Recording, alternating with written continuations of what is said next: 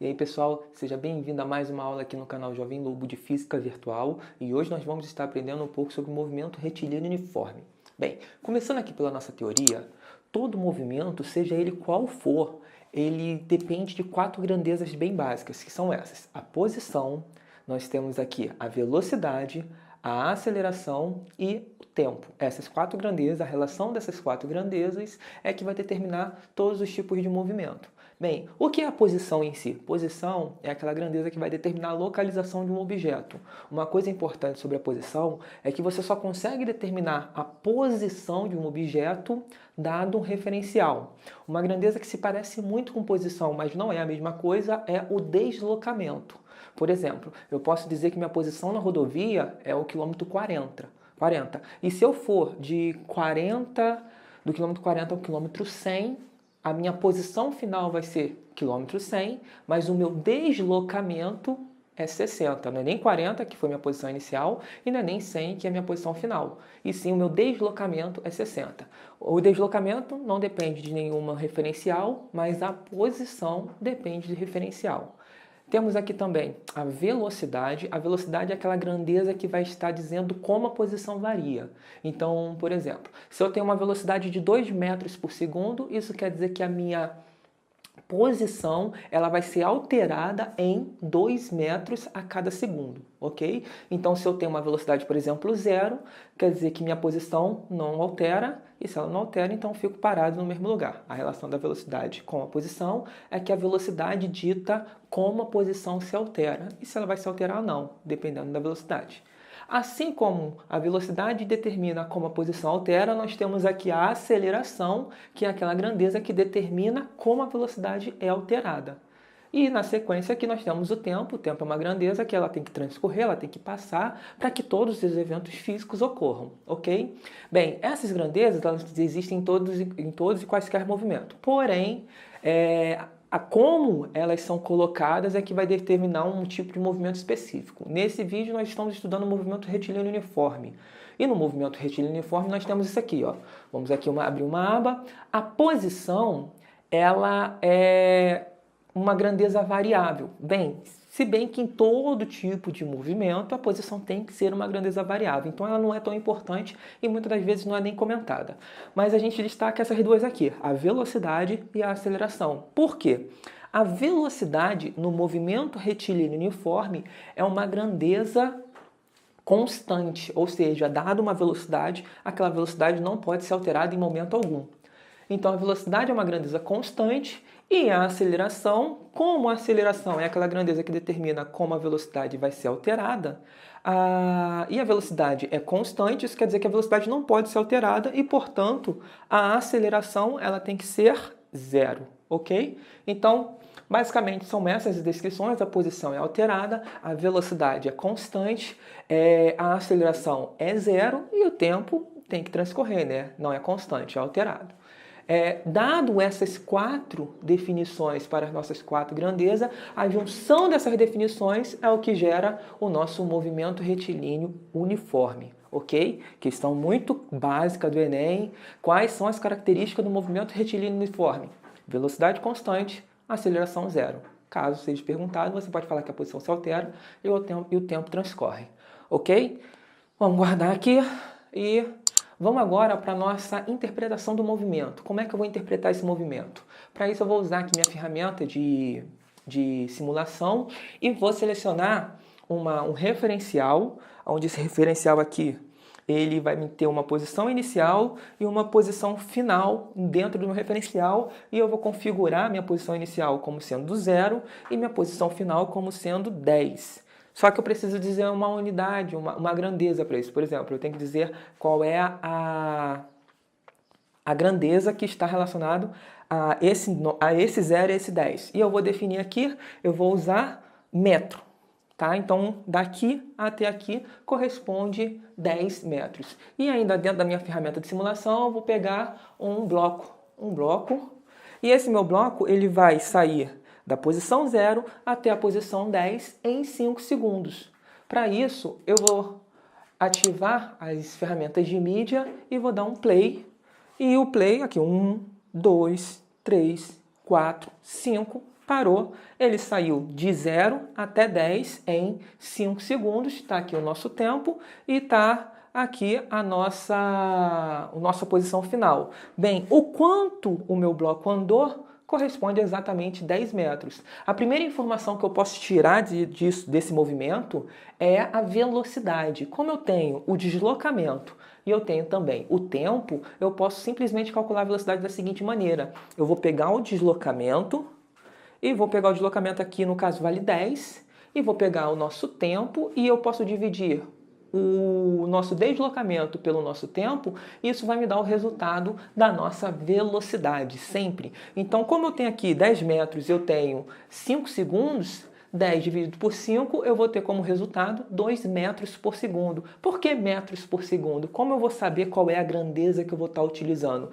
Isso é bem interessante. A grandeza que eu vou ter como resultado aqui, a unidade que eu vou ter aqui, vai depender das grandezas que eu utilizei para fazer o cálculo. Por exemplo, eu usei aqui 10 metros e aqui 5 segundos. O resultado numérico aqui, o cálculo numérico vai me dar o meu resultado numérico. E as grandezas aqui, ó, metro dividido por segundo, é o que vira a minha grandeza final. Metro por segundo, 2 metros por segundo. Um outro exemplo, eu posso pegar, por exemplo, uma pessoa e colocar essa pessoa, e essa pessoa ela vai andar, eu vou tirar a minha configuração de metro e vou deixar livre aqui. Aqui vai ser meu referencial e eu vou dar o play. Dando play, vai ser 1, 2, 3, 4, 5, 6, 7, 8, 9, 10. Ou seja, a pessoa ela caminhou 10 passos. Eu vou usar esse ponto aqui como um ponto inicial, onde aqui vai estar 0 passos, e vou utilizar este ponto aqui como final, onde isso aqui é referente a 10 passos. E eu posso perguntar, qual é a velocidade desse boneco? A velocidade desse boneco vai ser referente ao quanto ele andou, dividido pelo tempo que ele levou. O tempo agora é 10 segundos, porém, o que ele caminhou não está medido em metro. Eu vou pegar esse 10, trazer para cá, vou pegar esse 10, trazer para cá, e a razão disso aqui vai resultar no valor 1. O que? Metro por segundo? Não. Como meu deslocamento eu medi em passos, então vou estar utilizando aqui, são 10 passos dividido por 10 segundos. O resultado numérico dessa conta aqui vale 1 e a nossa unidade que vai aparecer aqui nada mais é do que passos por segundo. Então, o nosso resultado final é 1 passo por segundo e essa seria a nossa grandeza. Então, se eu utilizar metro, se eu utilizar passos, se eu utilizar centímetro, se eu utilizar quilômetro, e eu vou ter um resultado relacionado à grandeza que eu utilizei aqui na hora de fazer o meu experimento, certo? Bem, dada a nossa simulação, vamos agora melhorar um pouco colocando a ideia das equações. Dentro da nossa aba aqui de equações, no movimento retilíneo uniforme, nós temos duas equações. Nós temos a S é igual a S0 mais VT e nós temos a equação da velocidade média, que é ΔS sobre ΔT. Nesse momento eu quero que você preste muita atenção. Vamos deixar bem claro o que é cada grandeza, porque há muita confusão entre posição, tá, e deslocamento. Vamos melhorar essa descrição da seguinte maneira. Nós sabemos que a nossa posição aqui nessa equação é dada pela grandeza S. Aqui está a nossa posição final e aqui está a nossa posição inicial. Mas o que é importante destacar é a grandeza deslocamento. A grandeza deslocamento não está referente diretamente a uma posição. E para isso eu vou dar o seguinte exemplo. Eu vou considerar agora um carro. E esse carro, ele vai partir aqui de uma rodovia partindo aqui do 0 km, a rodovia inicia em 0 km, e ao invés de eu começar com o carro em 0, eu vou colocar ele na posição 40. Então, meu carro entra na rodovia na posição 40 e ele vai esticar aqui até a posição 160, ou seja, aqui é 0 km, aqui ele entra na rodovia na posição 40 e ele vai até o final da rodovia que termina em 160 km. E ele faz esse trajeto aqui em 3 horas, ok? Se ele faz o trajeto em 3 horas, eu poderia dar um play acelerado, vou aumentar aqui a velocidade, dar um play acelerado, nossa hora já marcou 3 horas e ele fez todo o trajeto em 3 horas. A seguinte pergunta que fica é, qual é a posição final dele? 160. Ok, sabemos determinar bem a posição final dele. Qual era a posição inicial dele? A posição inicial dele não é 0. A posição inicial dele é 40, ok? Então, tenho 160 final e 40 inicial. Mas o que eu quero destacar é qual é o deslocamento que ele teve. O deslocamento que ele teve está relacionado ao quanto ele andou e não necessariamente a posição que ele chegou. Ele chegou na posição 160, mas ele andou, no caso, de 40 até 160.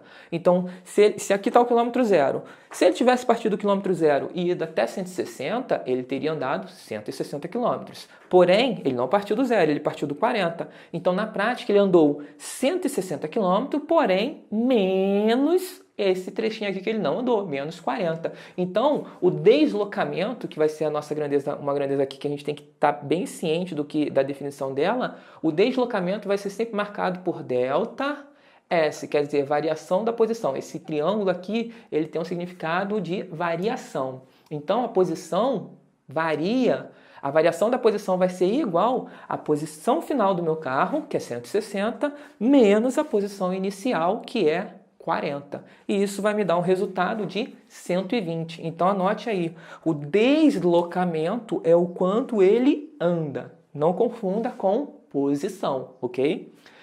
Dado aqui o nosso deslocamento, para eu fazer o cálculo da velocidade, eu não considero a posição final, eu considero o deslocamento. Naqueles dois exemplos, no exemplo do bloco e no exemplo da pessoa, a pessoa estava na posição 0 e foi até a posição 10. E aí, o deslocamento, como ele é escrito em termos de S final menos S inicial, o meu S inicial era 0. E aí o S final acaba se tornando o meu próprio deslocamento. Mas nem sempre o meu S inicial vai ser 0 e eu tenho que ter cuidado com isso. Porque para eu calcular a velocidade, o que eu preciso fazer? Eu preciso determinar o quanto ele andou e dividir pelo tempo que ele levou para fazer esse trajeto. E o quanto ele andou não é a posição final, e sim o deslocamento. Então, nesse exemplo aqui, eu posso perguntar quanto vale a velocidade do meu carro, sabendo que ele saiu da posição 40 e foi até a posição 160 em 3 horas. Isso marcado em quilômetros. Então, eu vou fazer o seguinte, dada essa expressão aqui, ó, velocidade média, ΔS sobre ΔT, o que é ΔS? É o deslocamento. Eu vou partir aqui, ó, o deslocamento corresponde a 120, então, pegando aqui nossa equação, velocidade média, o meu ΔS vai ser esse trecho aqui, 160 menos 40, eu posso mudar esse ΔS para S final menos S inicial, e aqui embaixo tem o ΔT também, que tem o mesmo significado, mesma ideia, melhor dizendo, que o ΔS. É uma variação, que seria quanto tempo levou para fazer o trajeto. Aqui no meu cronômetro, o meu relógio começou em 0. O meu cronômetro ele começou em 0, isso quer dizer que o T inicial é 0. Então, à medida que meu cronômetro fez de 3 horas, já é o T final, que vai ser o ΔT. Mas vamos dar um exemplo. Digamos que eu entrei na rodovia com o meu carro às 3 horas da tarde. E eu saí da rodovia às 6 horas da noite. Então, eu levei, nesse trecho aqui de 120 quilômetros, eu levei 6 horas menos 3, porque era o que meu relógio estava marcando. Então, eu levei no trecho, nesse percurso, 3 horas, que seria o que foi medido aqui. Ok? Então, no ΔV aqui, eu tenho S final menos S inicial, e aqui eu tenho T final menos T inicial. Só que o T inicial é 0. Já que o meu T inicial é 0, porque eu vou utilizar direto esse valor 3 como T final, eu vou ter o S final menos o S inicial. S final 160, S inicial 40. Esse resultado vai ter aqui 120. 120 dividido por 3, eu tenho como velocidade no meu carro 40 km por hora. Essa interpretação é muito importante, mas note o seguinte, o meu carro ele foi para frente. Mas se meu carro tivesse com uma velocidade para trás,